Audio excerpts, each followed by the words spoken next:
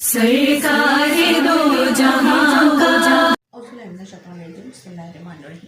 السلام علیکم، میں ہوں مسز کوثر اور آپ دیکھ رہے ہیں ہمارا یوٹیوب چینل مسز کوثر چینل۔ ہم حسین انسانی صلی اللہ علیہ وآلہ وسلم کے سلسلے کی جو ہے وہ کڑیاں جو ہے وہ شروع کر چکے ہیں اور انشاءاللہ تعالیٰ لوگوں کو اپنے اپنے کام کو پہنچیں گے۔ تو جو ہے وہ آج میرا ٹاپک ہے حسین انسانی صلی اللہ علیہ وسلم کے سلسلے کی کڑی کا۔ تو آج میں جو حسین انسانی صلی اللہ علیہ وسلم کے سلسلے کی کڑی کا جو عنوان پیش کر لوں وہ ہے سلام۔ حضور اکرم صلی اللہ علیہ وسلم نے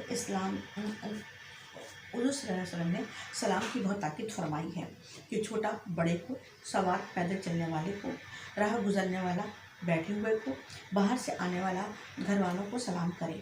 آپ صلی اللہ علیہ وسلم نے فرمایا، آپس میں سلام کو پھیلاؤ، اس طرح تم ایک دوسرے سے محبت کرنے لگو گے۔ یعنی کہ سلامتی اگر دیں گے کسی کو تو اس کا جواب بھی آپ کو سلامتی سے ملے گا اور اس طرح آپس میں محبت بڑھے گی۔ یاد رہے کہ السلام علیکم کو صحیح تلفظ سے ادا کرنا چاہیے، کیونکہ ذرا برابر فرق کی ادائیگی سے معنی میں بہت زیادہ فرق پڑ جاتا ہے۔ مشرکین مکہ اور منافقین کا طریقہ تھا کہ وہ حضور صلی اللہ علیہ وسلم کو غلط ادائیگی سے سلام کرتے تھے، جس کی وجہ ان کا بغض و کینہ تھا۔ وہ تو مشرکین مکہ تھے، لیکن آج کل جو سلام پر گزر رہی ہے اس کا بھی کیا بیان کریں۔